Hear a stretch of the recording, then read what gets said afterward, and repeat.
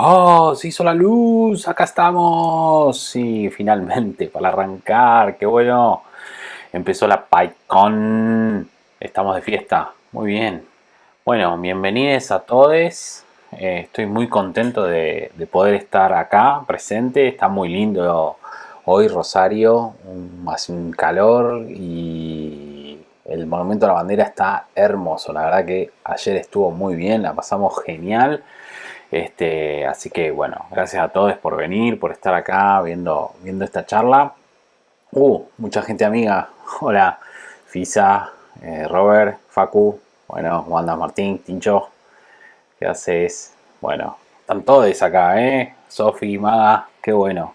Qué bueno que pudieron venir y hacerse un tiempito para escuchar sobre data classes. ¿Qué les quiero contar hoy? Hoy les quiero contar qué es una data class, para qué sirve, cómo pueden utilizarla y bueno, cómo nosotros en el laburo la llevamos adelante y cómo aprovechamos alguna de esas cuestiones.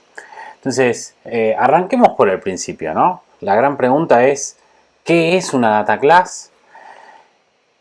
Básicamente, cuando estamos pensando en una data class, lo que tenemos que tener en la cabeza es que es un generador de código, ¿sí? ¿Qué es lo que hace un generador de código? Un generador de código es, vos le pasás ciertas especificaciones, le indicás qué es lo que querés hacer y en función de esas indicaciones te va a escribir código por vos. Es decir, reemplaza tu capacidad de hacer código. ¿Para qué? Para que vos puedas centrarte en hacer otras cosas. Es decir, el generador de código está bueno, y bueno, pongámoslo de esta manera. Si el generador de código, las especificaciones que vos le pasás, producen el código que vos esperás, está buenísimo. Ahora, si vos esperás otra cosa, y ya no tanto. Cuando vos trabajás con un generador de código, lo que tenés que hacer es ponerte a pensar o tratar de entender qué es lo que el generador de código entiende como el mundo. Es decir, el que escribió el generador de código entiende de alguna manera que el mundo se sucede con ciertas características. Bueno, esas características que tenés en esa visión tenés que dar la vuelta y incorporarlas. Es decir, porque si no, lo que te va a pasar es que vas a entrar en conflicto con la visión que querés meter vos en tu código versus la que implementa el generador de código. Entonces, si vos no interpretás cómo está funcionando el generador de código, claramente no va a ser una buena herramienta para vos. Las data classes aparecen desde Python 3.7, ¿sí? Oficialmente son parte de la Standard Lib desde Python 3.7, así que no hace mucho. Son funcionales gracias a que existen las anotaciones de código, los type hintings. Los type hintings ya funcionan desde lo que es Python 3.5. Hace unos casi 2 meses que Python 3.5 llegó a su end of life. Así que desde entonces ya podríamos decir que todas las versiones estables incorporan lo que son las anotaciones de tipos. Esto hace que Python deje de ser lo que era Python, es decir, este duck typing que teníamos, esta cultura de qué bueno que no tenemos tipado. Bueno, no, la verdad que no. Nos agrega una capa y nos agrega una funcionalidad. Por ejemplo, nos permite utilizar data classes, con lo cual resulta sumamente interesante porque no solo nos agrega tipado a nuestro código, sino que además podemos inferir algunas cosas que mejoran nuestra calidad de código. Lo interesante es que como existe esto, fue backportado, y es una funcionalidad súper útil, y fue backportado a Python 3.6, con lo cual es pip instalable. Al ser pip instalable quiere decir que a partir de ahora todas las versiones de Python estándar, de Python estable, soportan data classes, lo cual es buenísimo. Entonces es un momento ideal para aprender a incorporar esta nueva funcionalidad. O sea, ¿por qué tengo que usar data classes? ¿Por qué les voy a decir yo que tengo que usar data classes? Bueno, básicamente la cuestión está puesta en, bueno, a nosotros nos gusta escribir código, pero nos gusta reutilizar código. Cuando vos estás escribiendo clases, hay mucho código que lo escribís todo el tiempo. O sea, todo el tiempo tenés que, cuando creas una clase, tenés que escribir un dunder init, tenés que escribir un dunder repr, posiblemente tengas que escribir un dunder equal o un dunder hash, etcétera, etcétera. Y todo eso te lleva tiempo y no contribuye a resolver el problema que vos querés. Incluso hasta a veces te puede llegar a pasar que compliques el problema. ¿Por qué? Porque te equivocaste en el repr, te equivocaste en el dunder init, te equivocaste en este método y tenés que testearlo. Entonces todo método que vos estás incorporando estás haciendo que te consuma tiempo. Y posiblemente como consecuencia de eso estés introduciendo algún bug que te lleve un tiempo en resolver. Dentro de lo que es, las visiones que podemos encontrar dos características en las clases, ¿no? Las clases pueden ser utilizadas para guardar datos, ¿sí? Como en otros lenguajes, por ejemplo, como estructuras, ¿sí? Donde simplemente las utilizamos para depositar datos. Los ORM hacen mucho una funcionalidad de esto, ¿no? Uno define principalmente en las clases de los ORM como Piwi, como SQL Alchemy o como el ORM mismo de Django, define cuáles son los datos que vas a estar almacenando y eventualmente le podés agregar funcionalidad. Pero tu primer visión respecto de esto es que son sostenedores, contenedores de datos, ¿no? Lo que nos permite esto es trabajar en la lógica de negocios también. Podemos centrarnos en que las clases representan lógica de negocios que está implementada en código. Y no hay nada per se en las data classes que diga que esto no sea así. Es decir, las data classes son clases que son desde el punto de vista datos, ¿sí? Contenedores de datos, y también son clases tradicionales. Entonces, no deja de existir la posibilidad de utilizar las clases como las venías utilizando hasta el momento. Ahora, bueno, cuidado, casi me tira este guacho. Bueno, a ver, cuando tenés acá tenés una abstracción, es decir, estás agregando una capa que ofusca ciertas partes del código, ¿no? Entonces, cuando agregas una capa de abstracción, lo que estás haciendo, estás agregando algo que puede complicarte eventualmente más adelante. ¿Cuándo ese es más adelante? Y cuando te aparece algún bug, lo que puede hacer es que, como tenés una capa de abstracción adicional, puede ser que te sea más complicado encontrar dónde están esos errores. Con una salvedad.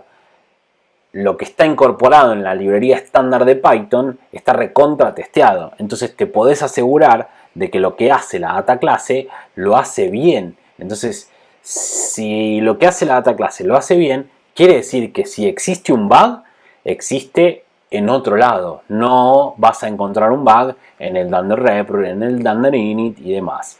Es decir, lo que vos tenés ahora que hacer es pensar si esto que yo te voy a contar más adelante sirve para tu proyecto o no. Y eso es algo que depende de vos y tu equipo, ¿sí? Entonces, la gran pregunta es, bueno, buenísimo, listo, Lecovi, genial, hasta acá, súper interesante lo que dijiste, pero todo esto, entonces, ¿cómo lo uso? Y bueno, la posta es que es tan sencillo que lo que tenés que hacer es agarrar de data classes, del módulo de data classes, importás el decorador de data class y a tu clase la decorás con eso. Y lo que haces es definir dentro de tu clase variables de clase y usás el tipado, usás la notación de tipado. Es decir, estás definiendo una clase normal con variables de tipo clase que tienen anotaciones, que esto es muy similar a lo que haces en el ORM. Digo, cuando vos escribís algo en Piwi o en SQL Alchemy o en Django, estás haciendo algo muy similar. No estás usando tipado, pero estás definiendo cuál es el tipo de datos que vas a estar utilizando.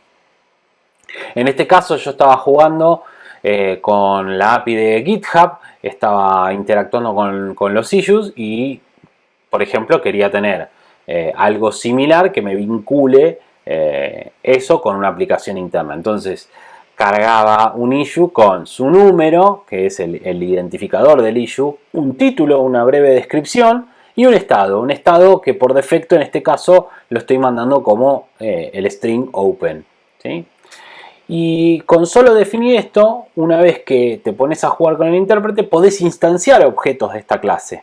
Una vez que tenés estos objetos, fíjense que de una, lo primero que observamos es tenés un super repr interesante, súper claro de qué es lo que tenés en esa instancia. Si nosotros hubiésemos definido la clase como una clase normal, al margen de tener un dunder init, lo que tendríamos es un main.issue object at una posición de memoria algo, que no te dice absolutamente nada. En este caso tenemos un repr súper verboso y súper interesante que nos describe claramente cuál es el objeto que estamos utilizando.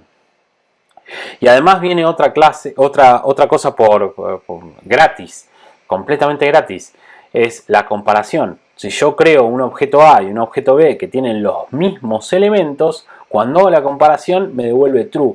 Es decir, entiende perfectamente cómo es la comparación entre objetos de la misma clase. Por supuesto que puedo acceder a sus atributos, puedo entrar a ver cuál es el nombre, cuál es el número, perdón, cuál es el estado, puedo modificar eso que tengo ahí, es una variable de instancia común y corriente. Y fíjense que al cambiar la instancia de A, ya deja de comparar, ¿sí? Ya deja de dar true que esos dos objetos A y B son exactamente iguales. Acá la pregunta es, buenísimo, listo, divino, espectacular. Yo hasta ahora, con ver esta pequeña demo, dije, ya compro, ya me interesó. A ver, veamos qué es lo que hace y cuál es el código que genera para mí. Lo primero que hace es algo que seguramente no lo haga al principio, que es escribir un docstring. Un docstring de la clase que me describe cuál es el nombre de la clase y cuáles son los atributos que están dentro de la clase.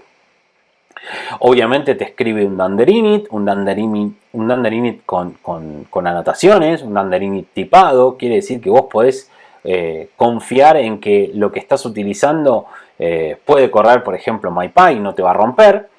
Y obviamente un dunder init que es análogo a lo que uno hubiese escrito a mano. ¿Qué otra cosa es lo que tenemos acá? Bueno, por ejemplo, tenemos el dunder repr. El dunder repr que está utilizando los atributos que metemos dentro de la clase como por defecto. Y además nos está utilizando el nombre de la clase, pero no cualquier nombre. Nos está utilizando el nombre calificado. En este caso, el nombre calificado es una muy buena práctica que no todos nosotros seguramente implementemos al momento de escribir un dunder repr. Seguramente, a menos que tengamos algunas clases que sean demasiado similares, no estemos utilizando el nombre calificado. Entonces, esa es una buena práctica, es algo que mejora, ¿sí?, nuestro código frente a lo que podríamos hacer nosotros tradicionalmente. También, fíjense que tenemos el dunder equal. El dunder equal nos está chequeando, ¿sí?, si los dos objetos que estamos comparando son de la misma clase, cosa que seguramente nos olvidamos. No sé ustedes, pero yo generalmente me lo olvido. Obviamente que cuando lo veo digo, claro, por supuesto, ¿cómo no vas a comparar esto? Pero la verdad es que en el día a día uno muchas veces, a menos que venga arrastrando esto de otro lado, se lo olvida. Lo mismo con el dunder hash. Uno setea el dunder hash para no olvidarse que funcione el equal como corresponde. Fíjate, entonces, ¿cuál es hasta ahora? Nosotros escribimos 7 líneas de código y en definitiva nos representó 12 líneas de código. Es decir, casi que duplicaste tu efectividad solo medida en líneas de código, ¿no? Con una particularidad, la particularidad de que escribiste pequeñas mejoras de código, ¿sí?, que posiblemente vos te hubieses olvidado. Hay mucho más código generado detrás de todo esto, pero para la introspección que estamos haciendo ahora no resulta del todo relevante. Obviamente pueden consultar más adelante la documentación y pueden ir más deep en buscar qué tipo de código es el que está escribiendo. Una cosita, podemos ir a los casos que no son tan claros, o por ejemplo, si yo quiero ordenar, lo que tengo que hacer es simplemente ponerle un parámetro, ¿sí?, y decirle que ahora mi clase es ordenable, y entonces directamente escribo, ¿sí?, o sea, soporta mi data clase, soporta que sea ordenable. Lo mismo si quiero que sea comparable a una name tuple, o sea, dándole el atributo frozen en true, se convierte en una clase que ahora es hasheable, ¿sí? Y no alcanza con esto, la verdad es que tiene más funcionalidades. Por ejemplo, si nosotros quisiéramos crear que algunos atributos que se instancien dentro de la clase son atributos que son mutables, por ejemplo, como podrían ser comments, lo que tenés es, por ejemplo, el default factory. El default factory lo que te permite es decirle a la instancia de la data class que vas a utilizar uno de los atributos con un objeto mutable. Entonces podés, por ejemplo, como en comments, decirle que te utilice una lista, ¿sí?, para cada instancia. Otras cositas que podés tener, más funcionalidades, porque con esto no alcanza. Por ejemplo, si vos querés evitar que un parámetro, que un atributo de tu clase no sea utilizado en la comparación para determinar si dos elementos de una misma clase son iguales, lo seteás directamente como un field que tiene el flag de comparación en false, y eso lo hace omitir de la comparación. Entonces ya lo que diga en la descripción no te va a interesar. O si, por ejemplo, lo que vos quisieras hacer es omitir algún parámetro fuera del repr. Entonces, simplemente en ese field le pasás el parámetro false en repr y la URL estaría omitida en el repr que te hace automáticamente la data class.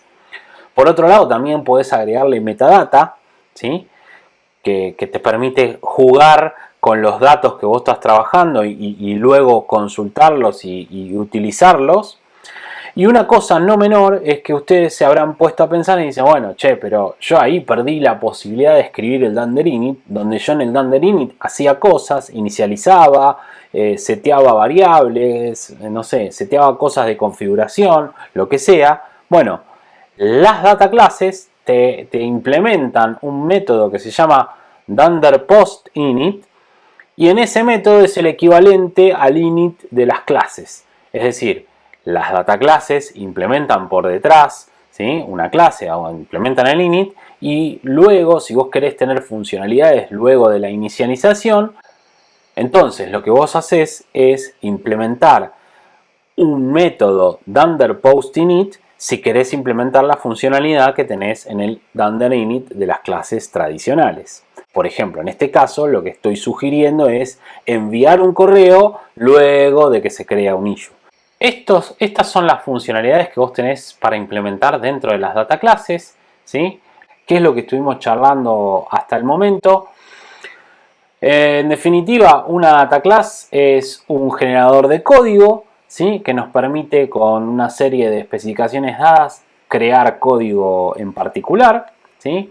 Está disponible en todos los Python estables hoy al momento. Desde Python 3.6 en adelante está disponible, ¿sí? Para Python 3.6 la única salvedad es que hay que instalarlo con pip. De Python 3.7 en adelante obviamente es parte de la standard lib. Esto se puede utilizar y se tiene que utilizar gracias a los type hintings, que nos permite incorporar una buena práctica de agregarle el tipado a nuestro código. Esto de agregarle el tipado, si bien ahora no es un detalle que quiero profundizar, es algo que está bueno que se vaya incorporando, porque no es algo que te obligue a trabajar como si estuvieses trabajando en otro tipo de lenguaje. Simplemente es un agregado que se hace de manera previa y te permite evitar llevar a producción ciertos bugs. Te reduce mucho el tipo de código que tenés que escribir, porque hay mucho código que está detrás que se